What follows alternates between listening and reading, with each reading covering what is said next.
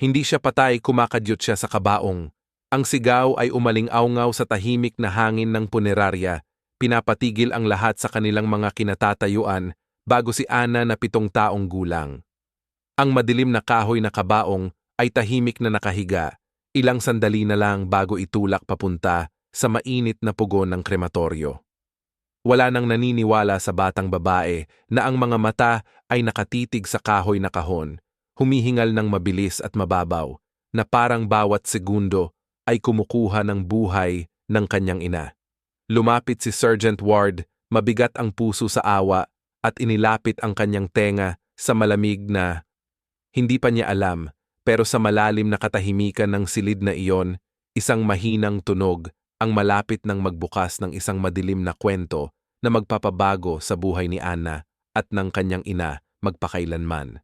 Mabango ang hangin ng mga liryo at bagong hukay na lupa, parang mabigat na kumot ng dalamhati. 7 taong gulang si Ana Lopez, nakaupo sa isang folding chair, ang maliit niyang itim na patent leather na sapatos ay nakalutang ilang pulgada sa maayos na damo ng sementeryo. Hindi siya umiiyak, pero ibang kwento ang kanyang ina, si Maria. Habang unti-unting inilulubog sa lupa ang kabaong ni Elena na parang sariling ina niya, isang malakas na sigaw ang lumabas kay Maria, isang hilak na puno ng sakit at pighati. "Mama, huwag mo akong iwan, Mama." Nilayas niya ang hawak ni David, ang kanyang asawa, at mabilis na tumakbo papunta sa bukas na puntod na parang sugatang hayop. Hinihila ang mga kamay sa lupa na parang walang magawa. Kinailangan pa ng 2 lalaki para hilahin siya pabalik. Hindi tulad ng kanyang ina na nanginginig sa tahimik na pag-iyak. Ang mukha ay nakalubog sa basang panyo. Si Ana ay nanatiling tahimik matapos ang unang pag-iyak. Hindi umiyak si Maria, tumutugtog lang ang kanyang mga mata, malaki at walang buhay, nakatingin sa walang laman na espasyo kung saan nawala ang kanyang ina, ang kanyang sandigan. Mahigpit na niyakap ni David ang kanyang ama-amahan, si Maria, ang kanyang mukha ay isang maingat na ginawang maskara ng kalungkutan. "Okay lang, mahal, payapa na siya ngayon," bulong ni David. Sapat lang ang lakas ng boses para marinig ng mga kamag-anak na malapit. Pisil niya ang mga balikat ni Maria. Ayaw niyang makita kang ganito. Hindi sumagot si Maria. Lumiit ang buong mundo niya. Sa sukat ng makintab na kahoy na kahon na inilalagay sa lupa, nawala na ang kanyang ina na si Elena, ang nag-iisang tao na minahal siya ng walang kondisyon. Pinanood ni Ana ang kanyang ina, may masakit at masikip na buhol na nabuo sa kanyang maliit na tiyan. Palaging ginagamit ng mga matatanda ang salitang kapayapaan, pero hindi sigurado si Ana kung ano ang ibig sabihin nito. Ang alam lang niya, sa mga nagdaang araw, hindi na gumigising si Lola Elena para haplusin ang kanyang buhok. Alam din niya na ang rocking chair sa harap ng bahay kung saan nakaupo ang kanyang lola ay ngayon ay bakante na at ang kusina ay nakakabinging tahimik. Hindi na naririnig ang madaling tawa ng kanyang lola. Alam lang niya na umiiyak ng sobra si Nanay Maria hanggang namamaga at namumula ang mga mata niya nung gabing iyon. Ang bahay ay parang malawak at malamig, kahit puno ito ng mga kamag-anak na tahimik ang usapan at may bitbit na mga plato ng mga kaserol na pang-aliw. Nakita ni Ana si Nanay na nakatayo sa lumang kwarto ni Lola Elena, hinahaplos-haplos ang frame ng isang kupas na litrato sa tabi ng kama. "Mami," ang boses ni Ana ay halos bulong lang. Napalingon si Maria, pula at namamaga ang mga mata. Napilit siyang ngumiti ng mahina at malabnaw, saka lumuhod at niyakap si Ana na may amoy ng ulan at lungkot. "Hey sweetie, gutom ka na ba?" Umiling si Ana at itinago ang mukha sa malambot na lana ng sweater ng kanyang ina. Sa malamyos at inosenteng tinig, tinanong niya ang tanong na paulit-ulit na bumabalik sa isip niya. "Mommy, bakit natutulog ng matagal si Lola? Tinawagan ko siya pero hindi siya gumising." Huminga ng malalim si Maria, nilalabanan ang isang iyak na halos bumuga. Mas mahigpit niyang niyakap ang anak, ang boses niya ay wasak na bulong. Pero may halong matibay na lambing, "Oh mahal ko, hindi natutulog si Lola. Natapos na niya ang kanyang magandang misyon dito sa mundo. Ngayon naging anghel na siya at papunta na sa langit. Isang napakagandang lugar, mahal ko. Mula doon, palagi siyang magbabantay at magpoprotekta sa aking munting prinsesa. Bigla lumabas si David sa pintuan hawak ang 2 baso ng tubig. Maria, kailangan mong lumabas at kumain ng kahit ano. Hindi ka pa kumakain buong araw. Inabot niya sa kanya ang isang baso. Ayoko. Hindi ako gutom, David. Sabi ni Maria na parang walang gana at parang patay na ang boses, kailangan mong alagaan ang sarili mo para kay Ana. Ipinilit niya habang nagbabago ang tono niya mula sa pag-aalala hanggang sa pagiging seryoso at kailangan nating pag-usapan ang mga plano. Niyakap ni Maria ang sarili niya. Hindi pa ngayon, please. Mas maaga mas mabuti, diin niya ng mahinahon. Ang malaking bahay na to, sobra yan para sa'yo na mag-isa. Siguro magandang magpalit tayo ng lugar, isang bagong simula. Tumingin si Ana sa balikat ng nanay niya. Hindi malungkot ang mga mata ni David, kundi parang walang pasensya at nagbibilang ng mga plano.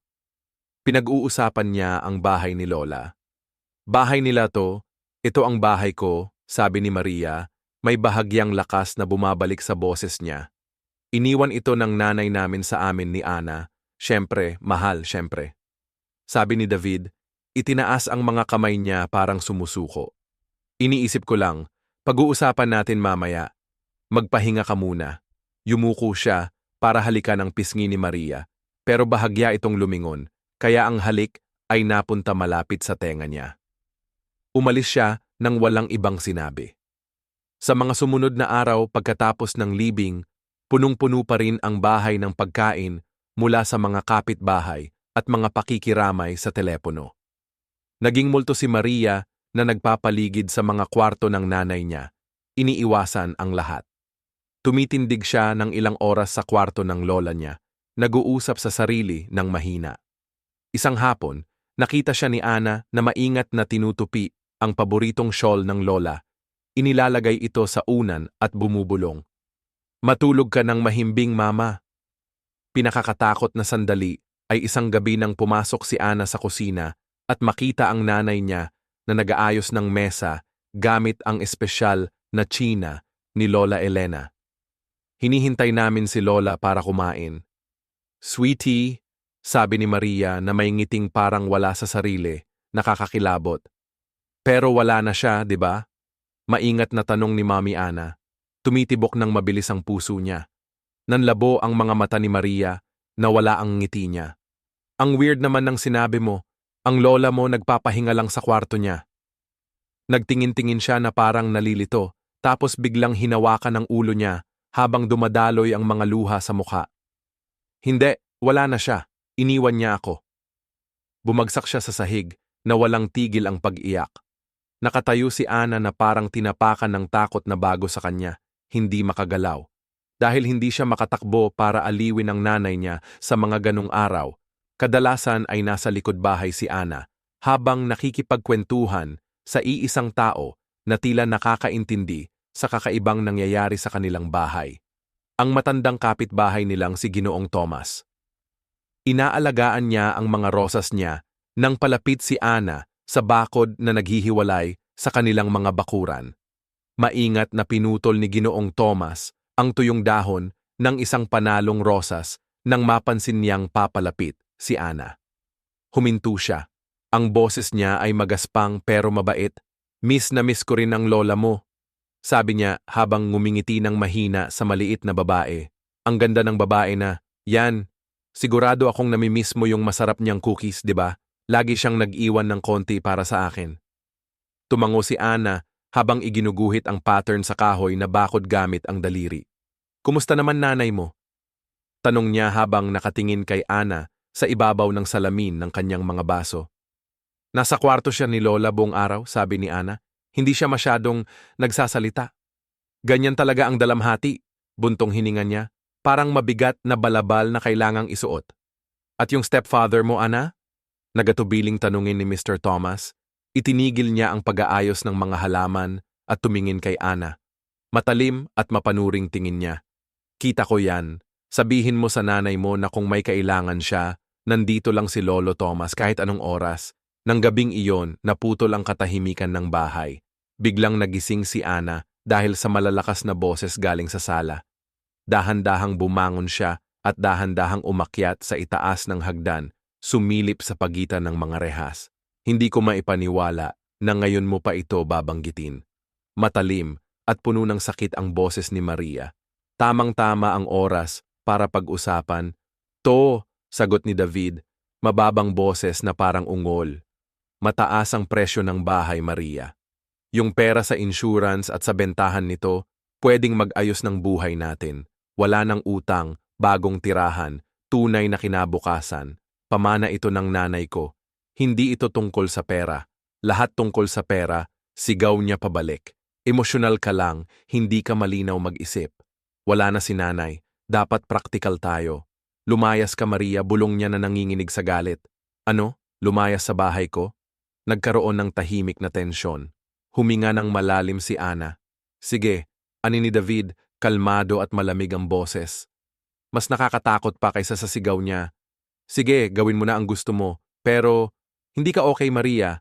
Kita ng lahat yan. Kailangan mo ng tulong. Kailangan mo ng tulong ko. Umalis siya ng mabilis sa kwarto at ilang sandali lang, bumagsak ang pinto sa harap. Bumagsak si Maria sa sofa, tinakpan ang mukha ng mga kamay, nanginginig habang umiiyak ng malalim at masakit. Mula sa taas ng hagdan, pinanood ni Ana ang lamig na unti-unting pumapasok sa puso niya. Ilang minuto lang, narinig niya ang sasakyan na mabilis na umalis. Iniwan ang bahay na parang malaki at walang laman. Mag-isa lang sila ng ina niyang sugatan sa loob ng bahay. Naranasan mo na bang walang magawa habang pinapanood mo ang taong mahal mo na unti-unting nawawala sa dilim habang maliit ka pa para hilahin siya pabalik? Para sa isang 7 taong gulang na bata, gaano nga ba kakatulis ang linya sa pagitan ng kalungkutan ng nanay mo at ng takot mong nakakatakot? Makalipas ang ilang araw mula sa matinding pagtatalo, bumalik si David. Hindi siya nagbalik ng galit, kundi may daladalang nakakamanghang pagpapakita ng pagsisisi. Nakatayo siya sa pintuan na may hawak na buke ng mga rosas, nakatitig pababa. Maria, patawad talaga ako, ang sabi niya. Bago pa man siya makaisip na isara ang pinto, wala akong dahilan kung bakit ako ganun kumilos. Isa akong halimaw. Huminga siya, tinitingnan siya ng diretso sa mata. Pinabayaan kong ma-overwhelm ako ng problema natin sa utang at inilabas ko iyon sa'yo sa pinakamasamang pagkakataon. Pinakawalang hiya ko yun na ginawa ko. Tumigil siya saglit. Ang tingin ay lumalayo papasok sa bahay na parang naghahanap kay Ana. Sa mga nakaraang araw, yun lang ang naiisip ko, ikaw din. Palagi kong naiisip si Ana dito sa bahay na wala ang lola niya at kailangan pang makita ang sariling nanay niya. Ang sama ng loob ko, tapos nakita mo pa akong maging ganito, hindi mo deserve yan, napabayaan kita. Sa wakas, sinabi niya na may halong pakiusap pero hindi ka habag-habag. Hindi ko sinasabing patawarin mo agad ako, alam kong hindi ko deserve yan. Hiningi ko lang ng pagkakataon na itama ang mali. Pabalikin mo ako sa bahay at patunayan ko na kaya kong maging asawa at stepfather na kailangan ninyo ni Maria. Pagod na si Maria sa kanyang kalungkutan at bigat ng sariling dalamhati, nakakita siya ng konting liwanag mula sa lalaking inisip niyang asawa niya. Pagod na siya sa pakikipaglaban. Medyo nag-aatubiling umatras siya para makapasok siya, pero ngayon, hindi siya nag-isa. 1 linggo pagkatapos, ipinakilala niya ang solusyon niya. Maria, mahal ko, gusto kong ipakilala sa iyo ang isang tao. Aniya isang hapon. May isang babae na may matalim at propesyonal na ngiti, at blonde na buhok na maayos na nakapusod ang nakatayo sa tabi niya. Ito si Clara Reed, isang rehistradong nurse at matalik kong kaibigan. Sinabi ko sa kanya kung gaano ka nahihirapan, kaya inalok niyang dumaan para tumulong. Lumapit si Clara, iniabot ang kamay niya. Ikinagagalak kitang makilala. Sobrang dami ng sinabi ni Maria David tungkol sa'yo. Pasensya na talaga sa pagkawala mo. Ang boses niya ay malambing at nakakaaliw, pero ang mga mata niya malamig na kulay asul, parang makintab na bato. Mukhang nagdadalawang isip si Maria habang mas mahigpit niyang hinahawakan ang kanyang robe. Ang bait mo naman, pero ayos lang ako, hindi ko kailangan ng nurse. Walang ganun, sabi ni David habang niyayakap si Maria sa baywang. Si Clara ang bahala sa pagkain, siguraduhin niyang nagpapahinga ka. Isipin mo siya bilang kaibigan na marunong talaga sa pangangalaga ng kalusugan. Promise, mahal. Gawin mo to para sa akin. Nakatingin si Ana mula sa hallway, kalahating natatago sa pintuan. May mali sa bagong babae na, yung paraan ng pagtitig niya sa nanay niya, hindi maganda. Parang scientist na nag-oobserba ng specimen bago ang experiment. Nagsimulang dumaan si Clara araw-araw. Sa una, tsaa lang at kaunting paglilinis. Tapos, sa pangatlong araw, dumating siya bit-bit ang mga pills. Nakita niya si Maria na nakaupo sa tabi ng bintana, nakatitig sa hardin. Ano yan? Tanong ni Maria habang tinitignan yung 2 puting tableta sa kamay ni Clara. Herbal supplement lang, mild lang. Sabi ni Clara ng chill lang para makatulong sa anxiety at tulog, natural lang to. Tutulungan ka lang nitong makaraos sa hirap na to at maibalik ang lakas mo. Ewan ko, sabi ni Maria. Tara, subukan mo na lang, sabi ni David habang nakatayo sa pintuan, hawak ang baso ng tubig para sa kanya. Profesional si Clara, alam niya ang tama. Kahit ayaw, nilunok ni Maria ang mga gamot. Sa loob ng 1 oras, nakatulog siya ng sobrang lalim at bigat ng tulog. Kinabukasan, gising siya na parang galing lang sa isang matinding antok, malabo ang isip. Naging karaniwan na lang ang mga gamot para sa kanya. Bahagi na ng araw-araw niyang routine yung pinag-uusapan. Ilang araw na sa bagong schedule, nasa kusina si Clara habang inihahanda ang umaga niyang gamot nang maramdaman niyang may nakatingin sa kanya. Lumingon siya at nakita si Ana na tahimik na nakatayo sa pintuan, pinagmamasdan bawat galaw niya. Hi Ana, sabi ni Clara, medyo pilit na matamis ang boses. Kailangan mo ba ng something? Nauuhaw ka ba? Ano yan na binibigay mo sa mami ko? Maliit pero matatag ang tinig ni Ana. Napailing si Clara at napangiti ng pilit. Vitamins lang to, sweetie, para tulungan si mami na maging malakas at masaya ulit. Hindi mo siya pinapasaya, sagot ni Ana nang hindi lumilipat ang tingin. Ginagawa mo siyang antukin. Hindi na siya kumakanta sa kusina at ayoko sayo. Napipitlag ang ngiti ni Clara sa gilid. Nawala ang init sa kanyang mga mata, sandali lang. Nakakapagod talaga ang lungkot, lalo na sa mga matatanda, hindi mo pa ito maiintindihan. Kaya maging mabait ka at maglaro ka sa labas, kailangan ng nanay mo ng pahinga. Totoo nga ang hula ni Clara, lumala ang kondisyon ni Maria, nakakalimutan niya na ang mga usapan habang nagsasalita pa lang. Nanginginig ang mga kamay niya at minsan natagpuan ni Ana na nakatayo siya sa sala hawak ang isang watering can sa ibabaw ng plastik na halaman. Unti-unting kumupas ang liwanag sa kanyang mga mata. Isang hapon, sinubukan ni Ana na ipakita sa kanyang ina ang isang larawan na kanyang iginuhit. Tingnan mo mami, eto kayo, ako at si grandma sa hardin. Kinuha ni Maria ang papel pero parang hindi makapokus ang mga mata niya. Ang ganda niyan anak, sabi niya habang ibinabalik ang papel, blangko ang ekspresyon. Sino si Clara? Biglang nanlaki ang mata ni Ana, may ginaw na dumaan sa likod ng kanyang balikat. Mommy, si Clara ang nurse. Nasa kusina siya, sagot ni Maria. Sabi ni Maria, may sandaling naguluhan siya na mukha bago ito naging blangko ulit. Tumakbo si Ana papunta sa likod bahay, luha ang pumupuno sa kanyang paningin. Nakita niya si Ginoong Thomas sa bakod, inaayos ang mga rosas niya. Mr. Thomas, sabi niya, na parang napuputol ang boses dahil sa luha. May mali talaga sa nanay ko. Nag-alala ang mukha ng matandang lalaki. Anong ibig mong sabihin bata? Yung bagong nurse na si Clara, bulong ni Ana habang palihim na tinitingnan ang bahay. Binibigyan niya ng gamot ang nanay ko, tapos ngayon, hindi na niya maalala ang mga bagay-bagay. Kanina nga tinanong niya ako kung sino si Clara. Kahapon, sinubukan niyang diligan yung mga pekeng bulaklak sa sala. Napadilim ang mukha ni Ginoong Thomas. Mga gamot? Anong klaseng gamot? Sabi niya. Supplements daw, Sagot niya, pero lagi siyang antukin.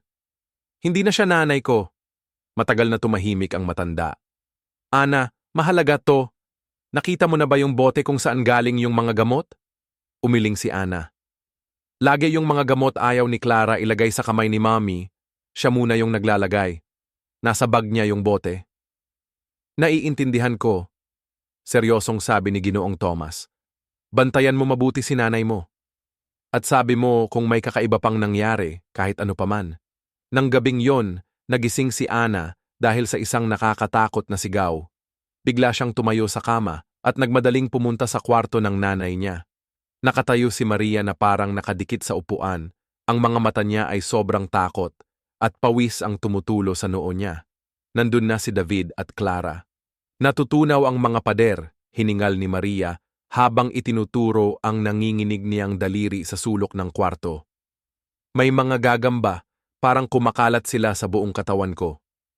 Pangarap lang yan, anak. Epekto lang yan ng stress, sabi ni David. Sinusubukang pakalmahin siya. Pero nakatuon ang mga mata niya kay Clara, naghahanap ng direksyon. Si Clara naman, halos masaya ang itsura, nagtatala sa maliit na pad na dala niya. Matindi ang paranoia at mga hallucination niya, kailangan kong baguhin ang dosage niya. Kinuha niya ang hiringgilya mula sa kanyang medical bag. Ano yan? Sigaw ni Maria, umatras nang makita ang karayom. Huwag mo akong hawakan yan. Sedative lang yan, Maria, sabi ni Clara na pilit nagpapakalma. Makakatulong to para makatulog ka ng mahimbing. Hindi ko yan gusto. Lumayo ka sa akin. Mabilis kumilos si David. Hinikap ni Maria sa mga braso at pinindot siya sa headboard.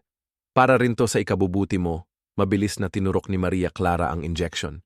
Humina ang mga kilos ni Maria, lumingon ang mga mata niya pataas at bumagsak siyang walang malay. Pinanood ni Ana ang buong pangyayari mula sa siwang ng pinto. Nanginginig ang maliit niyang katawan sa halo ng takot at galit. Hindi nila tinutulungan ang nanay niya, sinasaktan nila siya.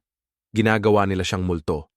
Nang lumabas na sina David at Clara sa kwarto, kampante na natutulog si Ana, bumulong si Clara ng mababa. Pabagsak na talaga ang isip niya. Tapos lagi kong ina-update yung medical niyang file sa ospital, kino-record bawat episode niya. Pati yung pirma niya sa consent form para sa high-risk na sedatives, peke ko pa. Safe ba to? Tanong ni David, halatang kinakabahan. Hindi to dapat safe, David, sagot ni Clara, nakalmado lang. Dapat epektibo. Pagtapos na tayo, walang magtatanong sa official na dahilan ng pagkamatay. Para lang silang makakita ng isang mahina at hindi stable na babae na tuluyang sumuko ang puso.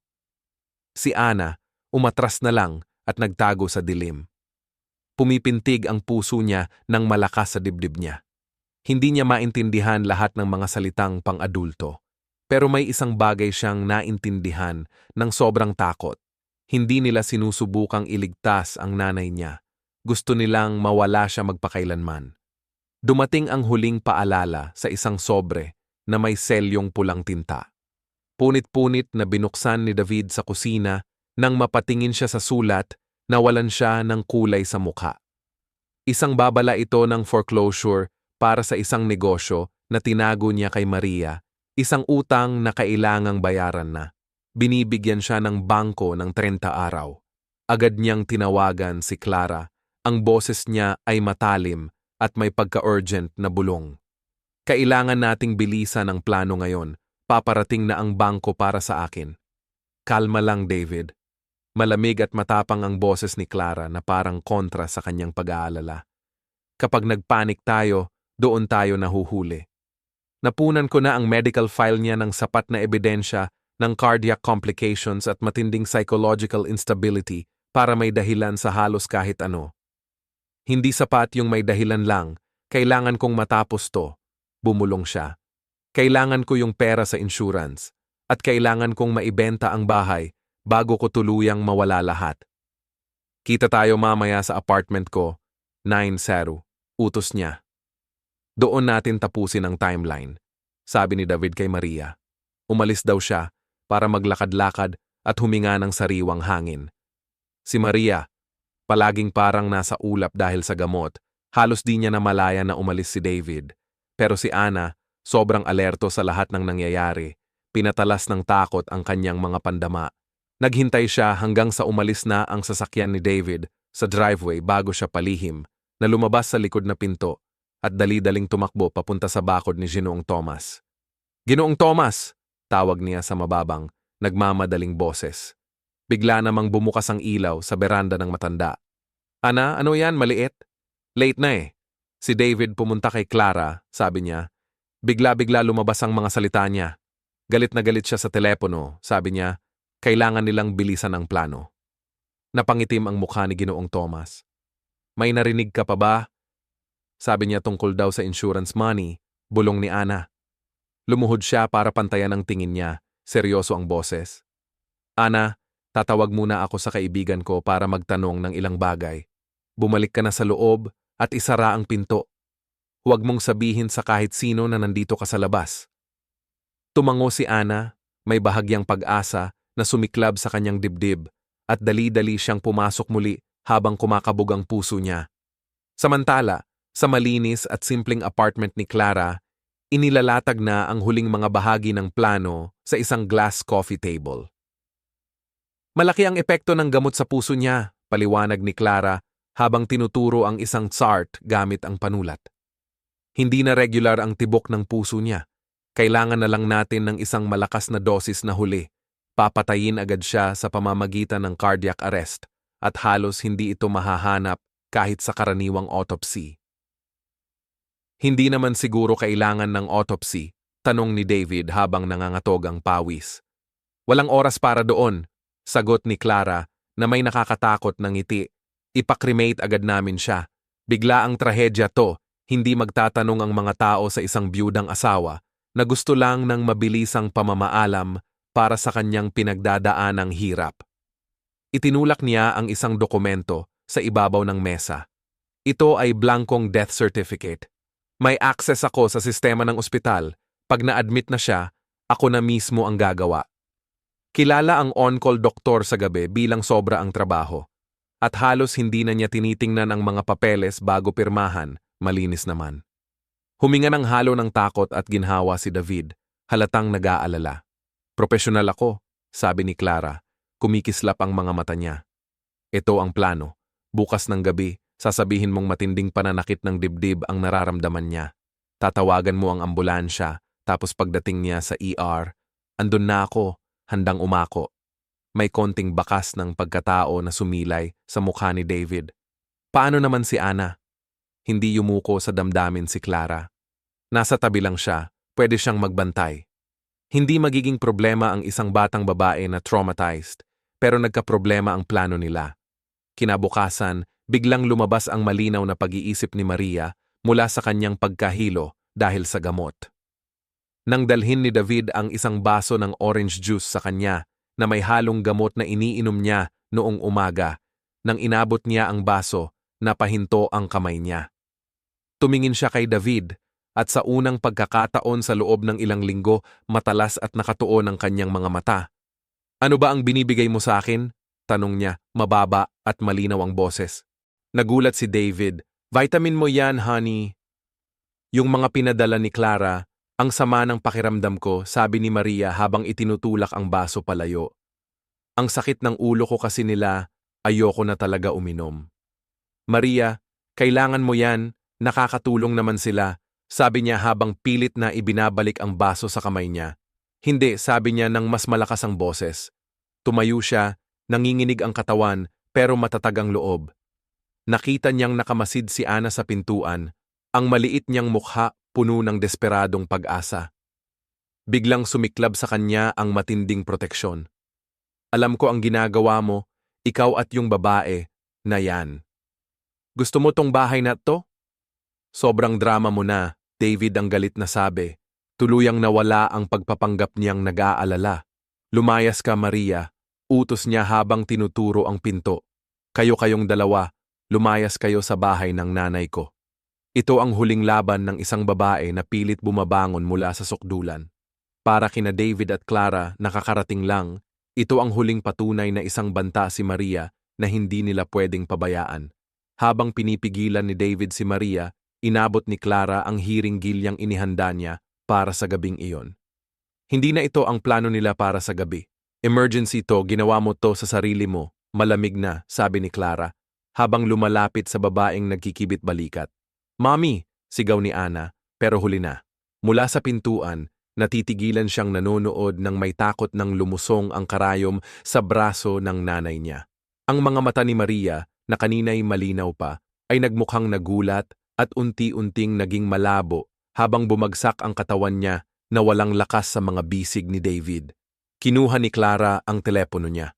Kaligtaan niyo na ambulance, nangyayari na ito ngayon. Ako na ang magdadala sa kanya, ihanda niyo na ang mga papeles. Nagsimula na ang huling yugto ng mas maaga at mas brutal pa kaysa sa inaasahan kung gaano kadaling mabago ang realidad ng isang tao, ng mga taong pinagkakatiwalaan niya.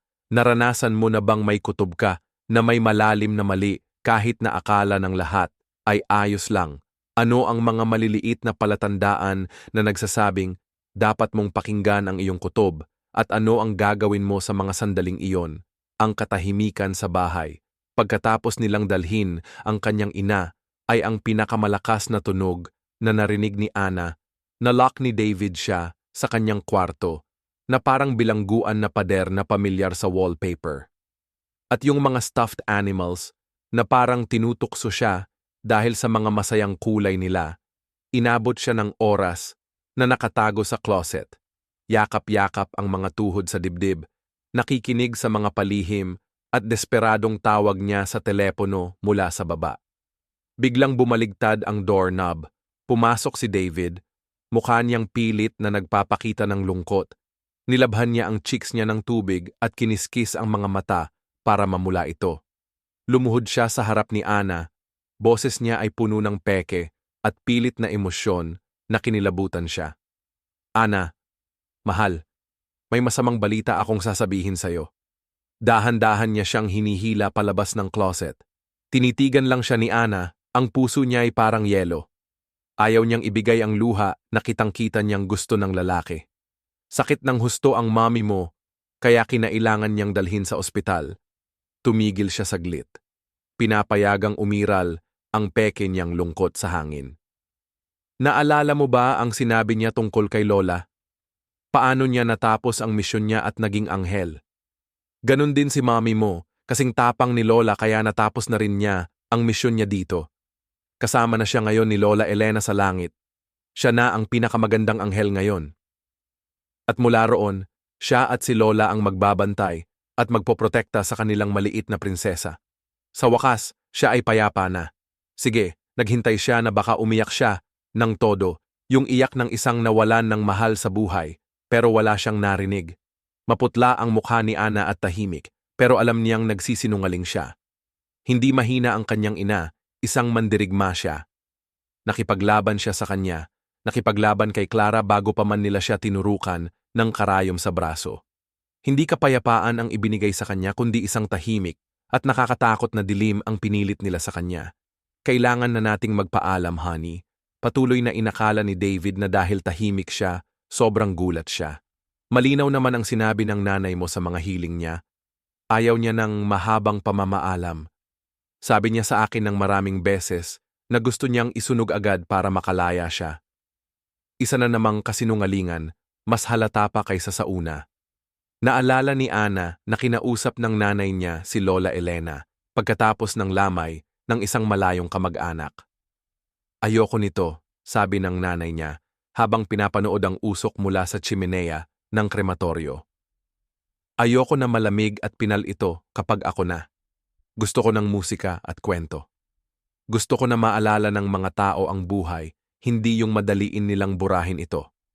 Nakaayos na lahat ng isang mabait na lalaki, sabi ni David habang nagiging seryoso ang boses niya. Bukas ng umaga, maliit lang at pribadong serbisyo.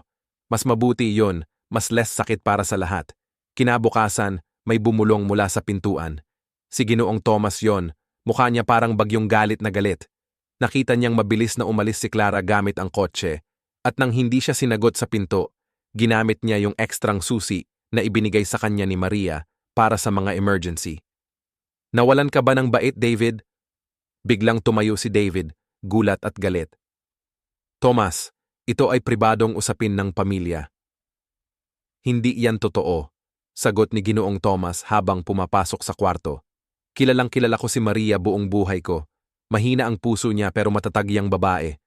Nangyari ito sa bahay mo, habang ikaw ang nagbabantay.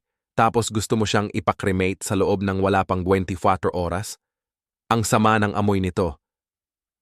Gusto yan ni Maria, iginiit ni David. Tumataas ang boses.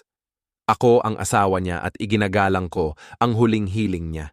Hindi kita papayagang questionin ako. Sa harap ng nagdadalamhating anak na babae, ang batang iyon ay mukhang natatakot, hindi nagdadalamhati. Mabilis na tumugon si Ginoong Thomas, tinitingnan ng mabilis ang mga mata ni Ana. Sasabihin ko sa'yo, pupunta ako sa seremonya para kay Maria. Alam niya na hindi niya ito mapipigilan, lalo na kung walang ebidensya, pero magiging saksi siya. Kinabukasan ng umaga, natagpuan ni Ana ang sarili niya sa isang lugar na mas malamig pa sa taglamig.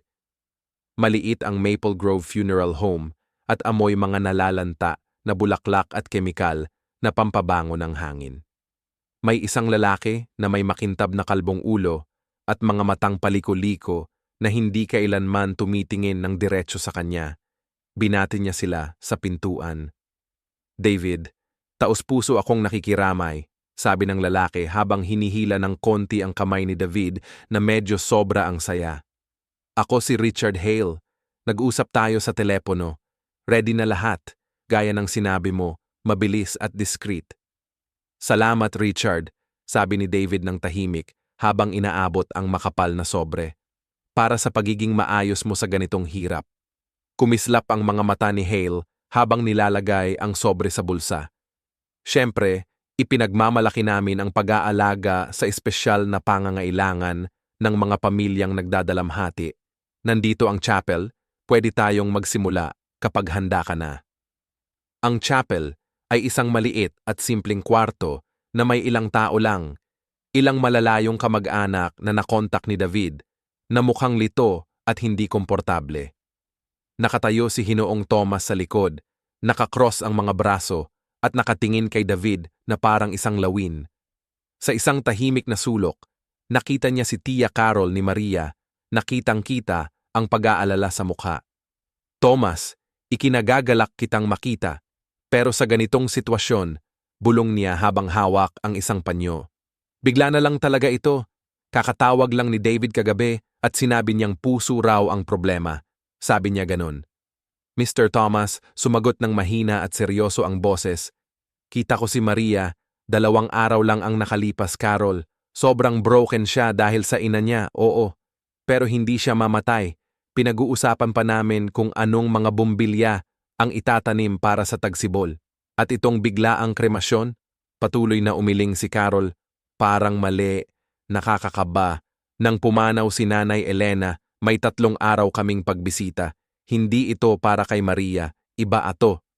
Tama ka, miss, sabi ni Mr. Thomas. Hindi ito siya. Para ito kay David, hindi kay Maria. May mali dito. Nabigla ako sa serbisyo, sabi ni Richard Hale. Parang puro generic lang. Mga puro salita lang tungkol sa pagkawala. Tumayo si David at nagbigay ng maikling talumpating may halong luha tungkol sa kanyang kahanga-hanga pero problemadong asawa. Parang palabas lang iyon at si Ana ay ayaw pero napilitang manood. Pero ang mga mata niya ay hindi lumihis sa gitna ng silid. Isang maliit na saradong kabaong na gawa sa madilim na kahoy. Hindi ito basta alaala, kundi isang bilangguan. Nandoon ang nanay niya. Ramdam niya iyon, hindi bilang alaala o espiritu, kundi bilang isang buhay at humihiningang tao. Ang pakiramdam ay sobrang lakas, sobrang tiyak, na parang pisikal na sakit sa dibdib niya. Sige na, pwede na kayong magpaalam, sabi ni Hale habang tinitingnan ang kanyang relo. Pinisil ni David nang mahigpit ang balikat ni Ana at ginabayan siya papunta sa kabaong. Magpaalam ka na, Ana. Nakatingin si Ana sa kabaong. Hindi yan ang nanay ko, sabi niya mahina pero matatag ang boses. Mas lalo pang pinisil ni David ang balikat niya hanggang sa sumakit. Ana, huwag mo nang simulan to, hindi pa siya patay, giit niya ng mas malakas ang boses. Nagpalitan ng mga nag-aalalang tingin ang mga kamag-anak. Sana makatulong siya, bulong ng isa. Hindi pa siya tanggap, ang lungkot naman. Umalis ng maingay si Richard Hale, halatang naiinip. Sobrang siksik ng schedule natin, baka hintayin na lang ng bata sa labas. Hindi, sagot ni David, habang pilit pinipigil ang ngiti na may halong lungkot. Kailangan niya ng closure. Yumuko siya, nilapit ang mukha sa kanya, bumulong ng may galit na tanging siya lang ang nakaririnig. Manahimik ka, o ako ang gagawa ng paraan para mapatahimik ka pag uwi natin, gets mo ba? Totoo at nakakatakot ang banta niya. Tumahimik si Anna, nanginginig ang katawan pero hindi niya inalis ang tingin sa kabaong. Pinanood niya habang dinala ng 2 tauhan papunta sa isang mabigat na mga metal na pintuan sa dulo ng kwarto ng krematoryo.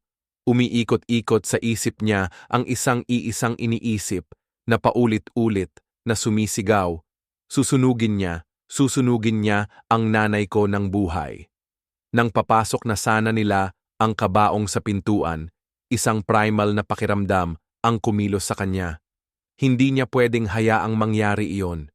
Napakawala siya sa hawak ni David at tumakbo, ang maliliit niyang paa tumatapak sa manipis na carpet. Yumakap siya sa kabaong, parang tinatablan ito ng proteksyon. Pinindot niya ang pisngi sa malamig at makintab na kahoy. Pumikit siya at nakinig. Pinipigilan ang galit na paghising ni David, ang mga hinga ng mga kamag-anak, ang mga yabag ng paa, lahat ng tunog maliban sa mabilis na pagtibok ng kanyang puso. "Mommy," bulong niya ng napakahinahon na halos di marinig ng iba. "Nandito ako, please, Mommy." Sandali. Wala nang narinig. Isang nakakatakot na walang laman na parang bibiglang lulunurin siya ng buo. Siguro nga tama siya. Siguro nga baliw siya. Tapos naramdaman niya ito. Hindi ito tunog nung una, kundi isang pakiramdam, isang banayad na ritmo na nanginginig sa kanyang pisngi, isang maliit na pipi na tamp-tamp mula sa kailaliman ng kahon. Mahina pero naroon siya. Hindi ito guni-guni niya, totoo ito. Biglang kumilat ang mga mata niya, sinusubukan ng mga lalaki na hilahin siya palayo para itulak ang kabaong palabas ng pinto. Alam niya, ito na ang huling pagkakataon niya. Yung sigaw na matagal nang nakatago sa loob niya, yung puno ng takot, pagmamahal, at katiyakan, sa wakas ay napakawala.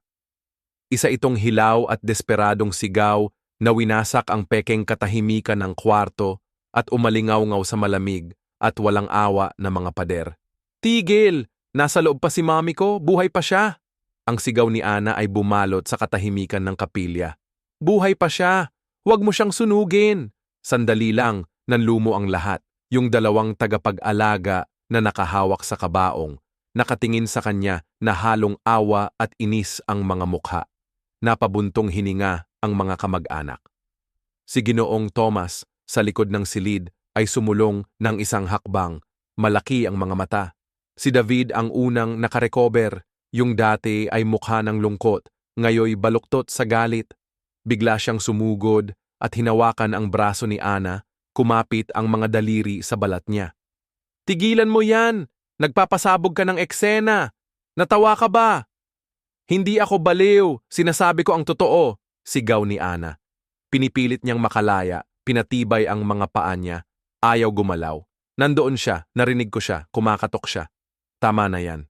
Malalim ang boses ni Richard Hale, naglakad siya papunta, pula ang mukha sa galit. Hindi ito ang parte ng maingat at maayos na serbisyo na binayaran kami para gawin. Alisin niyo na ang batang ito dito ngayon din. Kawawa naman, hysterical na siya. Bulong ng isa sa mga kamag-anak, umiling ng mahina. Nakakagawa ng mga imahinasyon ang lungkot ng bata. Sinubukan ni David na hilahin si Ana palayo sa kabaong, pero kapit siya doon na parang wala ng ibang pag-asa. "Hindi, wag kang makinig, pakinggan mo lang." Sa sulok ng kwarto, nakatungo yung isang batang technician sa krematoryo. Si Ben siya, at ilang buwan pa lang siya sa trabaho. Naranasan na niya ang iba't ibang kalungkutan. Maingay, tahimik, galit, wasak. Pero hindi pa niya nakita ang ganito. May nakakatakot na katiyakan sa mga mata ng batang babae. Hindi lang ito pagtanggi, kundi paniniwala. Tiningnan niya ang mga galit at pawisang mukha ni na David at Richard Hale at may malamig na buhol ng kaba na bumuo sa kanyang tiyan. Parang hindi naman sila mga nagdadalamhating pamilya kundi parang mga hayop na naipit. Hindi ko ito naisip lang, umiiyak si Ana, ang tinig niya'y nanginginig sa pag-iyak. Sinasapak ang kabaong habang sumisigaw ng sinasapak. Ang sariling maliit niyang paa ay sumipa pabalik at tumama sa gilid ng kabaong na may malakas na tunog na thwak. Sa katahimikan na sumunod, akala ni Ben ay may narinig pa siyang ibang tunog, isang maliit na thud na parang may nilalaman mula sa loob. Napakalahim nito na parang echo lang o baka wala naman. Narinig niyo ba yon? Tawag ni Mr. Thomas mula sa likod. Matalim ang boses niya. Narinig ko yon. Narinig mo yon. Yung babae na sumisipa sa kabaong. Gago ka na si Hale ang sigaw niya. Tumingin siya sa mga trabahador niya. Atrasado na ang schedule. Wala akong panahon sa ganyang gulo. Gawin niyo na ngayon. Tumango siya ng mabilis papunta sa mabibigat na metal na pinto ng krematoryo. Sumunod ang dalawang tagapag-alaga. Itinulak nila ang kabaong gamit ang mga roller. Hindi! Sigaw ni Ana. Buong lakas niyang niyuko ang katawan niya laban sa mabigat na kahon. Maliit na hadlang lang laban sa hindi maiiwasan. Pinanood ni Ben habang kumakabog ang puso niya sa dibdib. Sinisigaw ng boss niya na halimaw ang nagdadalamhating asawa. Yung maliit na babae ay sobrang takot. Pero paano kung hindi siya nagkakamali? Paano kung yung mahina niyang narinig ay totoo? Nakakatakot isipin yon. Kung hindi siya kikilos at tama yung bata, magiging kasabwat siya sa pagpatay. Kung kikilos siya pero mali, matatanggal siya sa trabaho at baka maswepa. Dahan-dahang gumagalaw ang kabaong papunta sa nakabukas na bunganga ng pugon. Nakikita niya ang alikabok ng init mula sa pinto. Mukhang ilang segundo na lang ang meron siya para magdesisyon. Nakikita niya sa isip ang takot na mukha ng maliit na babae. Biglang pumasok sa isip niya na hindi niya matiis kung paano kung kailangan kong mag-CR. Bulong niya sa isa pang staff, halos bulong lang ang boses niya. Hindi na siya naghintay ng sagot, dali-dali siyang lumabas sa isang side door papunta sa isang malinis na hallway. Nanginginig ang mga kamay niya na halos hindi niya mahawakan nang maayos ang phone niya.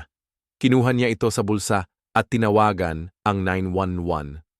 911, ano ang emergency? Tanong ng mahinahong boses. Maple Grove Funeral Home, bulong ni Ben, nakadikit ang likod sa malamig na pader. Ang crematory, sa tingin ko may buhay pa sa kabaong. Papalabhan na nila siya, sir. Pwede mo bang ulitin? Akala mo may buhay pa? Oo, may maliit na batang babae na sumisigaw. Sabi niya, kumakadyot pa ang nanay niya sa loob. Parang narinig ko rin yon, nahirapan siya magsalita. Kailangan niyo talagang magmadali, kasalukuyan nila siyang pinapasok. Nagpapadala kami ng mga opisyal agad, huwag mong isara ang linya kung kaya mo. Hindi makapaniwala si Sir Ben nang marinig niya si Hale na sumisigaw ng pangalan niya sa dulo ng pasilyo. Pinutol niya ang tawag, siniksik ang telepono sa bulsa, at dali-daling bumalik sa kwarto, maputla ang mukha.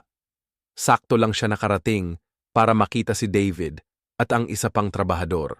Sa wakas, napilat na nila ang mga daliri ni Ana mula sa kabaong. Bumagsak siya sa sahig na umiiyak habang binigay nila ang kahon ng isang malakas na tulak papunta sa platform. Pagkatapos, si Richard Hale ay nasa control panel. Ang kamay niya ay nasa button para buksan ang panloob na pinto. Sa pagdiin ng kanyang daliri sa switch, bigla namang bumukas ang mga pangunahing pinto ng kapilya. Huwag gumalaw! Police!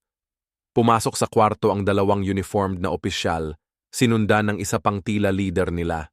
Ang pangalan niya sa tag ay Sergeant Daniel Ward.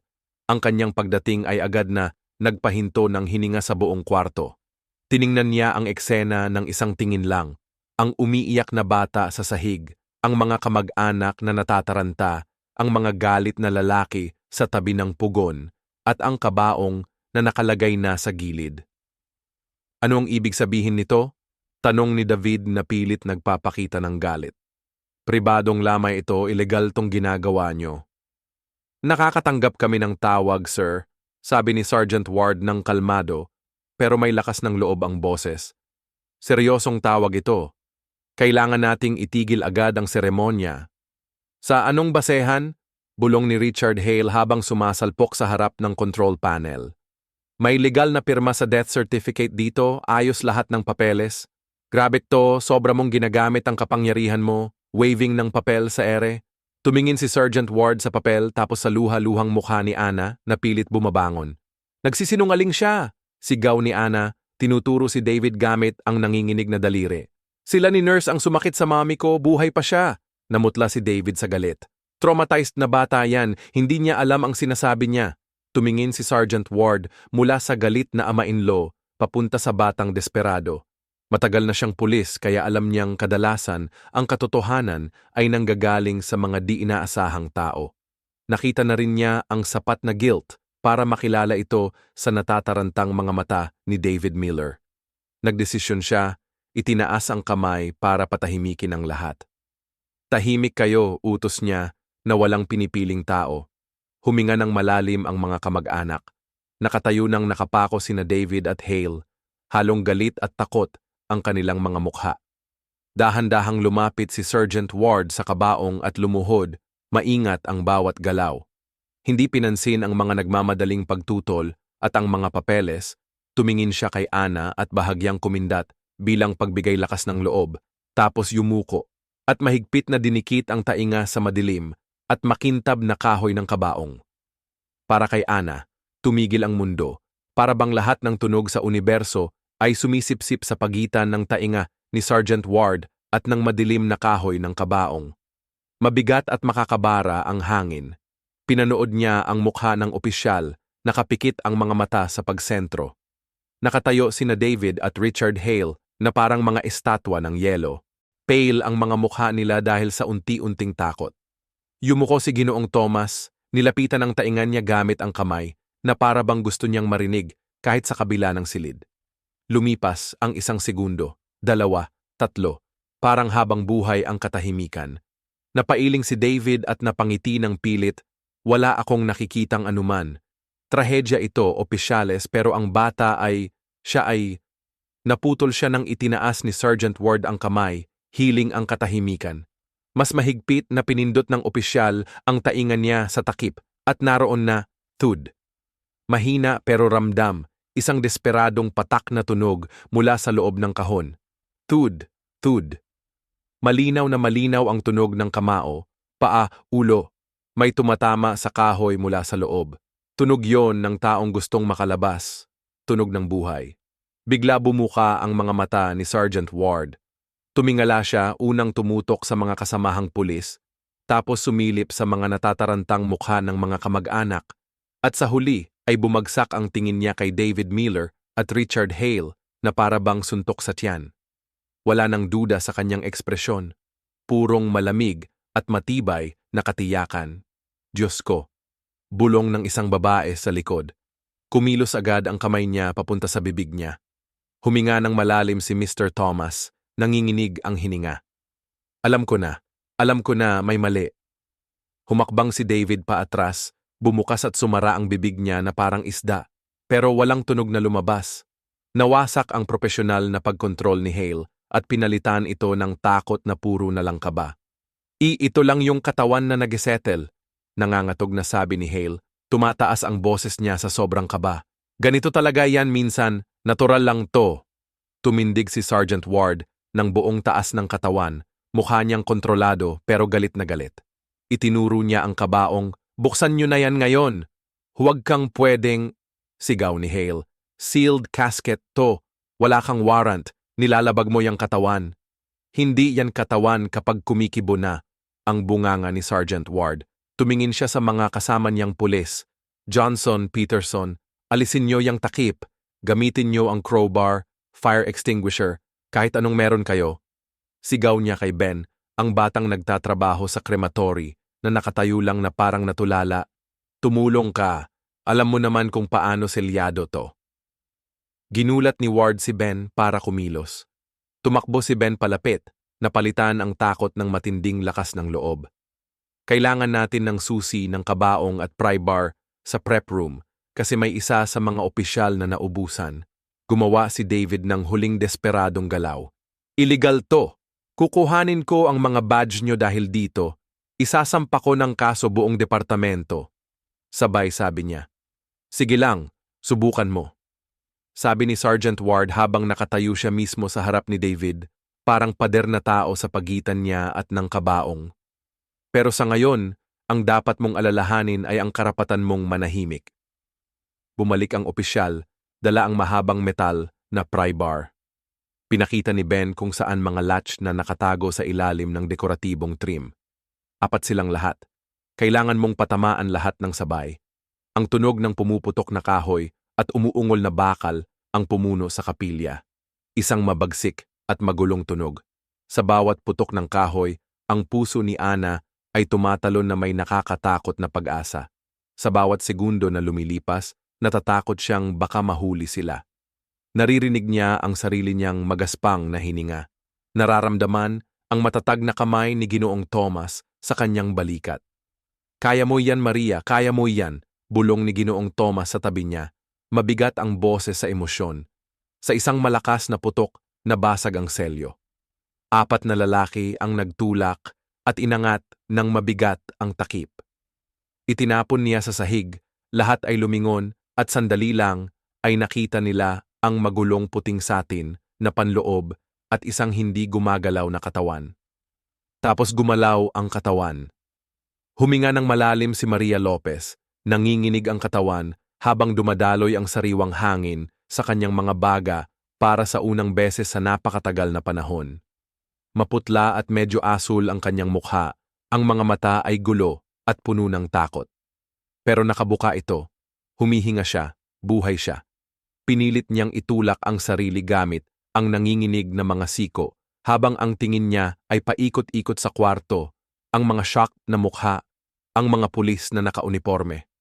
Ang nakakatakot na bunganga ng pinto ng krematoryo, para siyang hayop na nakulong na hindi maintindihan kung nasaan siya o paano siya napunta roon.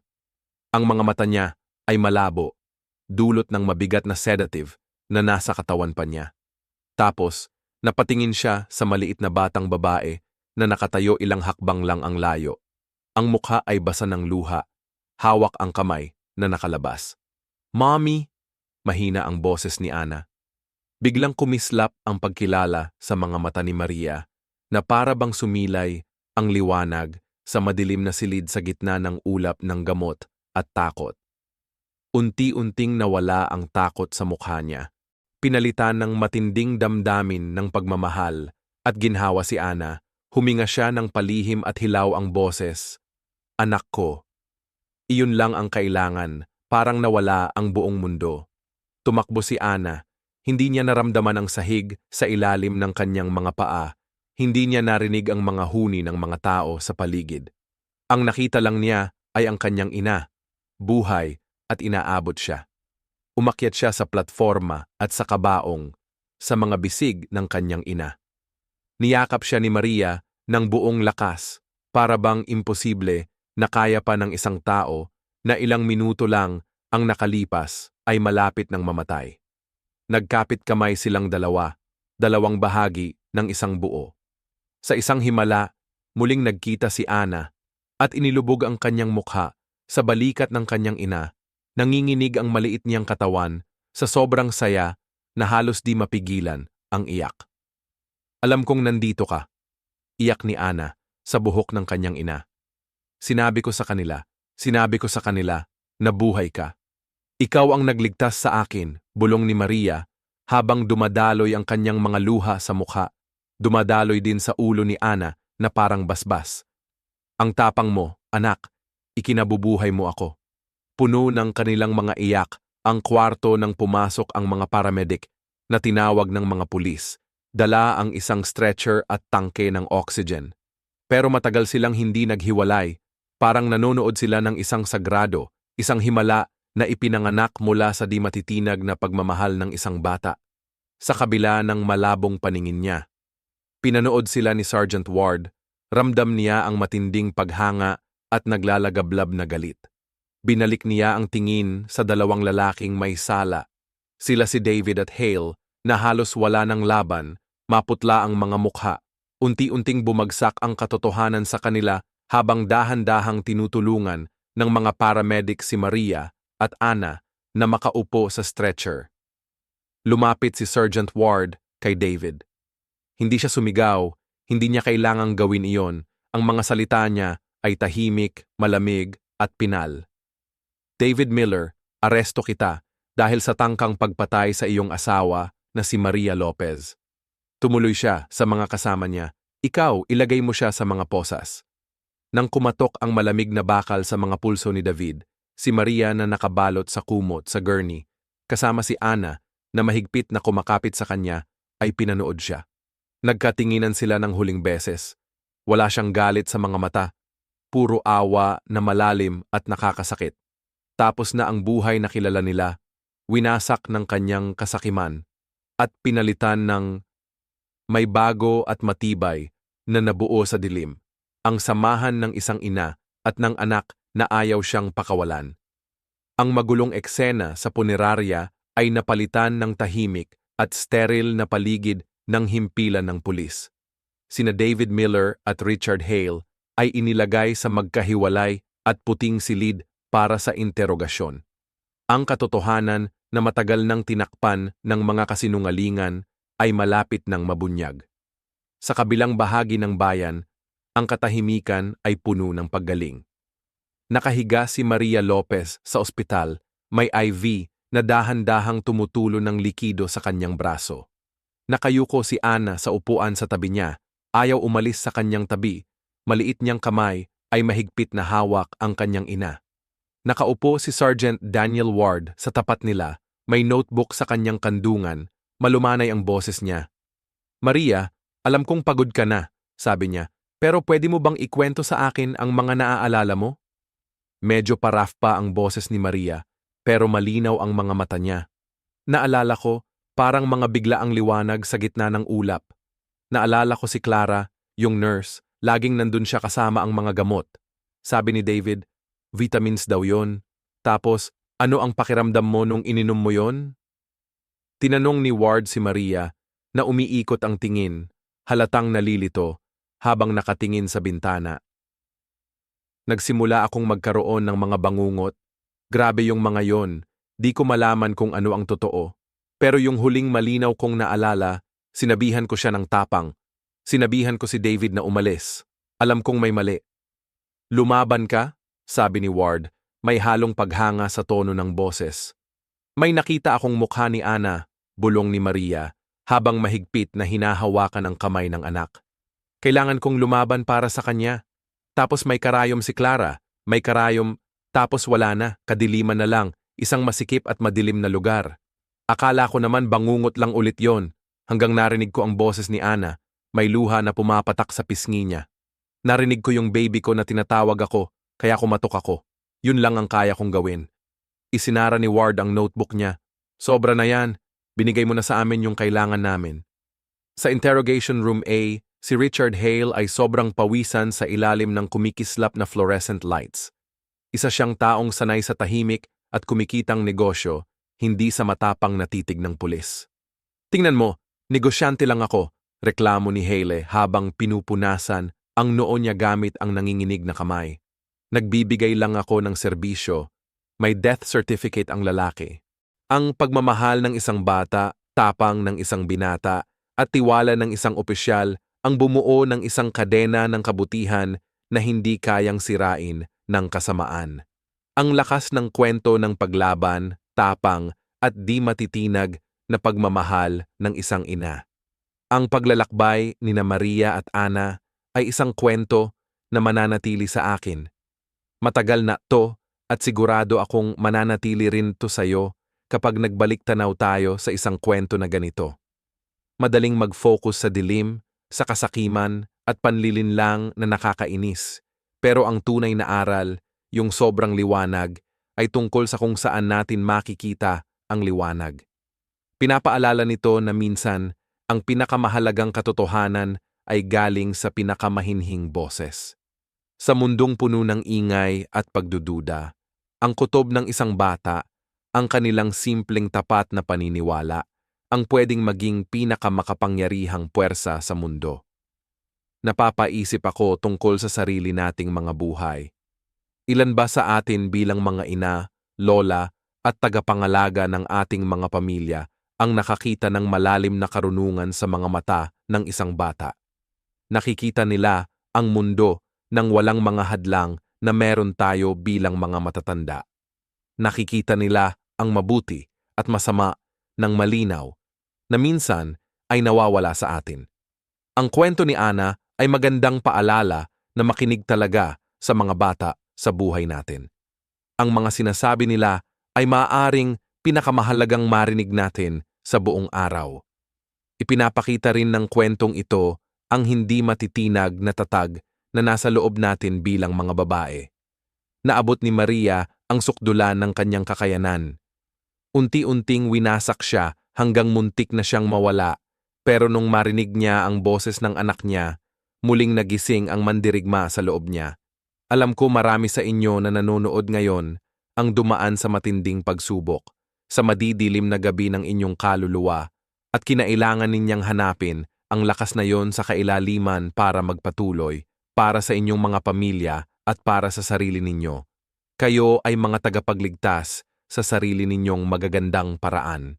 Madalas kong iniisip kayong lahat na bumubuo ng ating kahangahangang komunidad dito. At sana mabait sa inyo ang linggong ito. Sana maramdaman mo na nakikita, naririnig at pinahahalagahan ka ng mga tao sa paligid mo. Kung sakaling pakiramdam mo na hindi pinapansin ang boses mo, tandaan mo ang lakas ni Maria at ang matapang na katotohanan ni maliit na Ana. Nais ko sa iyo ang lahat ng lakas, kapayapaan at kaligayahan na karapat-dapat sa iyo.